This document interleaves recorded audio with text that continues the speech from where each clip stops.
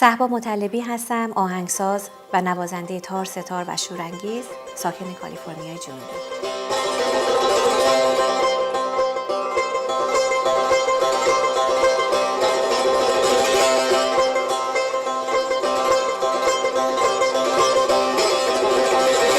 هیچ وقت من در اوج غم یا در اوج خستگی یا تنهایی خودم رو هیچ وقت احساس نکردم.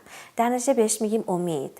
این یک چیزیه که من با موسیقی به دست آوردم. یک اعتقاد بهت میده، یک چیز خیلی معنوی قوی به شما میده که من دوست دارم که اون رو در اختیار بذارم. حالا با تدریس هست، با صحبت کردن با شاگردان و دوستام هست، روی صحنه رفتن و کنسرت دادن هست. این انتقالی که میخوام این انرژی رو بدم، این چیزیه که میخوام به این دنیایی که الان میبینیم که چقدر با سختی مشقت مواجه هست و با ناامیدی، این امید رو میخوام انتقال بدم. منو بردن به فرهنگخانه استان مازندران در شهر ساری و خب ما گشتیم ببینیم که علاقه‌مندی من چیه، ولی من چیزی که پیدا کرده بودم علاقه‌مندیم به ویولون بود. هم میخواستم در زمینه ایرانی و هم در زمینه کلاسیک اون رو پیش ببرم، ولی شانسی اونا استاد ویولون نداشتن و یا اینکه مثل که کلاساشون پر بود و من در یک عمل انجام شده، یعنی خیلی اتفاقی، خیلی شانسی. پس ازشون پرسیدیم چه کلاسی آماده است که من برم. گفتن که ما معلم ستار داریم، ستارمون هم جا داره، معلم کلاس ستار میتونی بری. و خیلی اتفاقی من رفتم با ستار شروع کردم. پس از 3 سال که ستار زدم علاقه من به تار شدم و خب خیلی اتفاقی باز سر کلاس خیلی یواشکی تار استادم اونجا بود، فقط یه پنجه کشیدم روش و این صدا منو دیوانه کرد.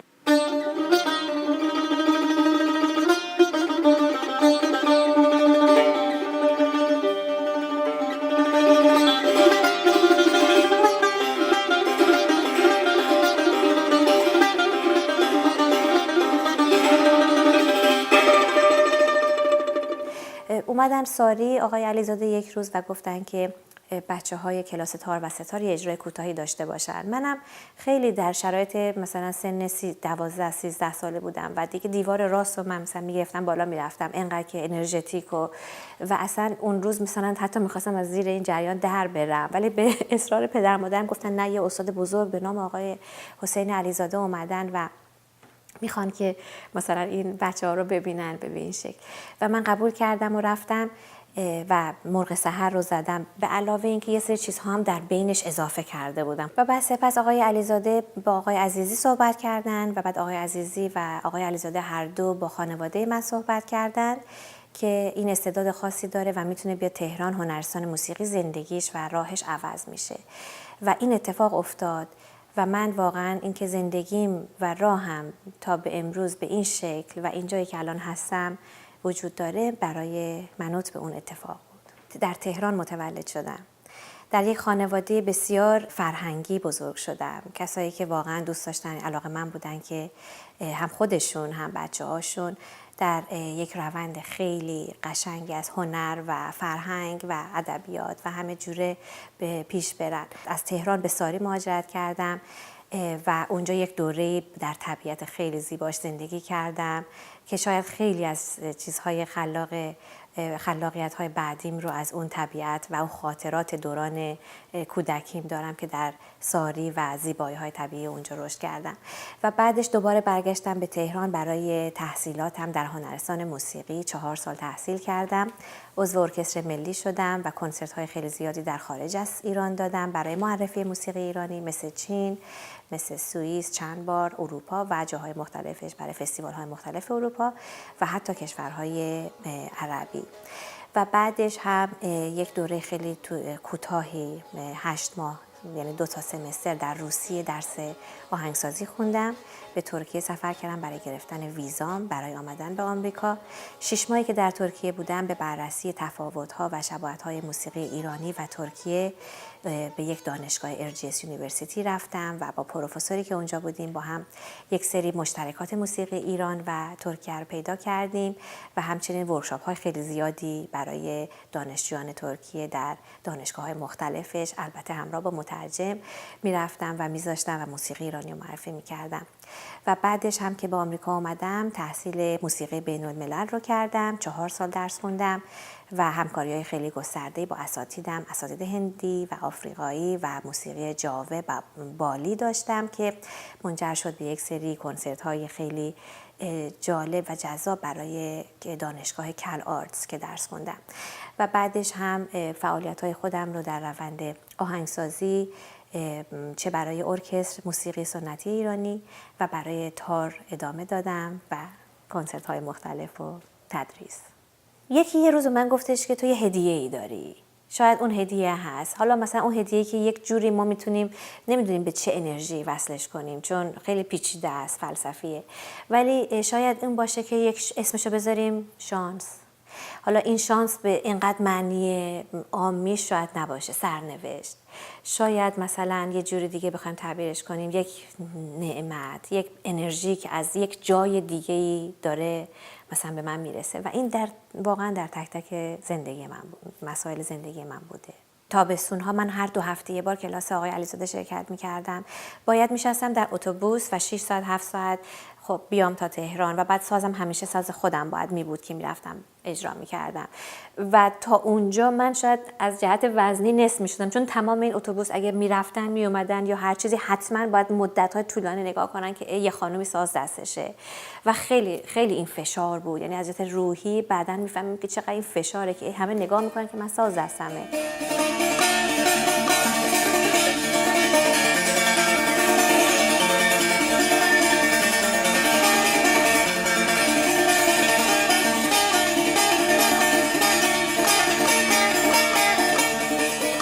پس از مدتی که من خب درسم تموم شد و وارد ارکستر ملی شدم، خب ارکستر ملی زیر نظر وزارت ارشاد بود و همه اینو میدونستن. اما جالبه که اگر برنامه تکنوازی داشته باشه همیشه به من گفته میشد. مثلا با یه ارکستر بزرگ اگه آقای شجریان میخوندن یا آقای علیرضا قربانی میخوندن تکنوازیش با من بود. یا اگر ما سفری میرفتیم مثل کویت یا سوئیس یا هر جای چین، اگه قرار بود از کسی مصاحبه بگیرن باز وزارت ارشاد که همیشه با ما در سفر بود به من میگفتن. در نتیجه من تمام خاطراتی که دارم از وزارت ارشاد، از اون جامعه و از اون هنرستان موسیقی و اساتید هم همیشه این بود که پشت من بودن و من رو به عنوان یک نوازنده سولیست تار معرفی میکردن و اتفاقا جلو مینداختن. وقتی که در دانشگاه‌های مختلف درس میخوندم سعی کردم ایده های مختلف تکنیکی و ملودیک رو وارد خود ساز تار بکنم. خب خیلی نموندم توی اون سنت تکنیکی تار. صداهایی که از اطراف میگرفتم مثل بال کبوتر که از بغل گوشم رد میشه یا اینکه یک پروانه یا یک حیوانی از کنار شما رد میشه، تمام اون صداهای طبیعی رو من سعی میکنم وارد ساز تار بکنم چون این ساز نزدیکترین صداست در مقایسه با تمام سازهای بومی و محلی دنیا به صدای انسان. یعنی حق حق، گریه، غم، شادی، سرور، دست زدن و همه این چیزها رو اون میتونه بیان کنه. برای همین پس نباید محدود نگاش کرد.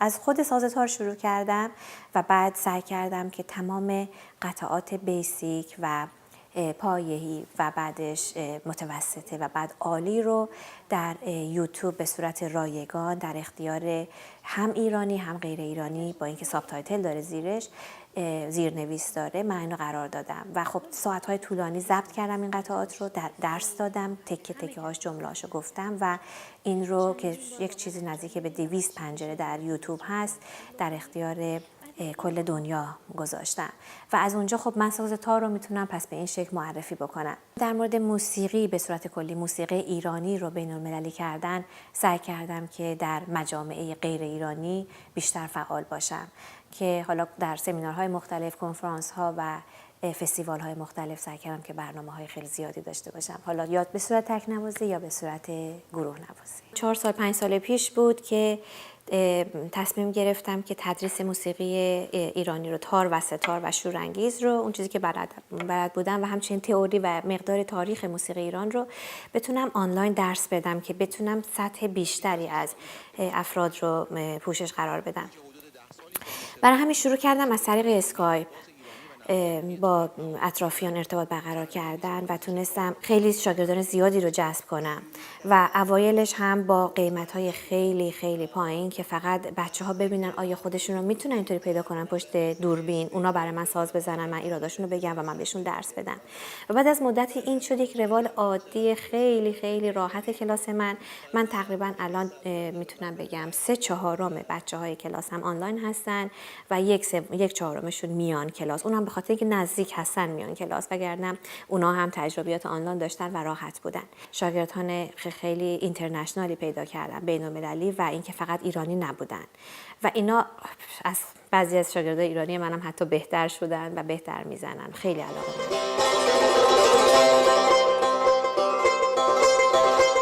من فکر میکنم در توانایی‌ها فرقی نمیکنه که خانم باشین یا آقا باشین. شاید فقط اراده است و روحیه است و اون نگرشیه که خود هر فردی به درون خودش داره، یعنی شناختیه که به خودش داره.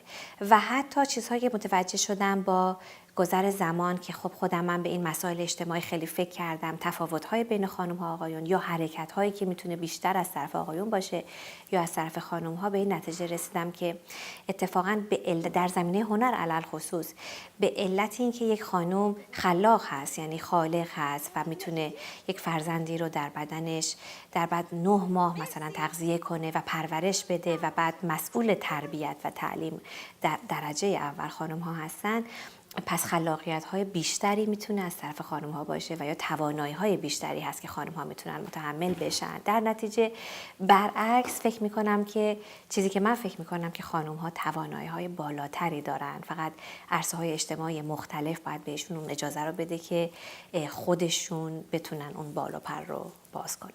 همینطوری که همه میدونیم محدودیت‌های اجتماعی به هر حال برای خانم‌ها در همه جای دنیا بیشتره. مثلا حتی ما برمیگردیم به کتاب‌های تاریخی نگاه می‌کنیم، یک دوره خیلی طولانی، شاید حتی الان هم در بعضی از روستاهای اروپا هم هنوز این حرکت هست که همیشه حتی تو نقاشی‌هاشون، توی تاریخشون میتونید شما نگاه کنید ببینید که همیشه خانم‌ها در بالکنی خونه و اینکه در فضای خونه حالا ازشون یا نقاشی می‌شده یا عکس برداری می‌شده یا مشغولیت‌های فعالیتشون به گزارش می‌شده به این شکل. و حتی اگر در اون زمان میخواستن یک سالن کنسرتی برن، حتما باید با آقایون مشاید میشدن یا به همراهی میشدن، در غیر این صورت اصلا نمیتونستن شب بیرون برن. پس این یک چیزیه که فقط این محدودیت مال ایران یا جای خاص دیگه دنیا نیست، این وجود داره، در تمام دنیا این محدودیت‌های اجتماعی وجود داره، ولی باید این رو تغییر داد و نسل جدید با حرکت‌های مثبت و ویژه‌ای که میتونه انجام بده، این در واقع این باور رو به دیگران و به خانم‌های هم نسلش و نسل‌های آیندهش باید بقبولونه که این باید تغییر کنه. یک خانم میتونه در گوشه و خلوت حتی خونه خودش، تو اتاق شخصی خودش، بزرگترین آثار رو خلق کنه، بزرگترین نوشته ها رو بنویسه، بزرگترین نقاشی ها رو بکشه یا بزرگترین و زیباترین نغمات رو کامپوز کنه. در نتیجه هیچ محدودیتی وجود نداره. با چیزهایی که الان وجود داره، با شبکه‌های اینترنتی و اینکه اینقدر دنیا به هم نزدیک شده، در همین رو هم حتی میتونه در معرض دید عمومی بگذاره. در نتیجه دیگه محدودیتی وجود نداره، فقط خودشه که باید تلاش بکنه، امید داشته باشه به خودش و اون دیدی که به خودش داره مهم هست.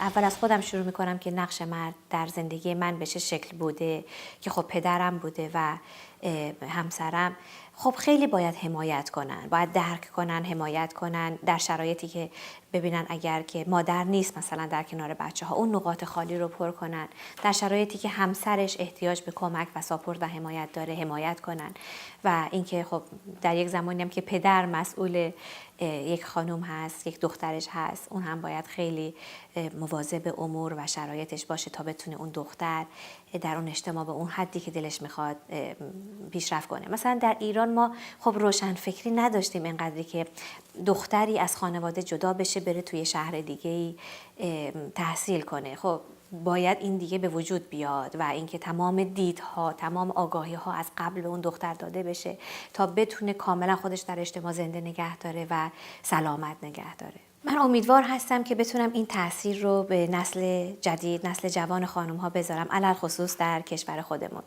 خیلی دلم میخواد که این انرژی که من گذاشتم، برای اینکه من سختی‌های خیلی خیلی زیادی رو متحمل شدم و این انرژی در فضا همیشه ماندگار هست. این انرژی رو هم به اونها هم بدم، کسایی که آرزوهای بزرگ دارن. خب من خیلی سطح‌ها رو شکستم. من در سن خیلی پایین از خانواده دلم نمیخواست ولی به خاطر هدفم دور شدم. در سنی که خیلی در شرایط سختی بودم، سفرهای خیلی زیادی به کشورهای مختلفی کردم برای تحصیل. حتی رو تکنیک تار من یک سری تغییراتی ایجاد کردم که خیلی نقد میشم و یا اینکه در نوع نگرش موسیقی. در نتیجه من سختی‌های خیلی زیادی رو تحمل کردم، انرژی‌های خیلی زیادی رو گذروندم و روحم رو همیشه سعی کردم قوی و استوار نگه دارم.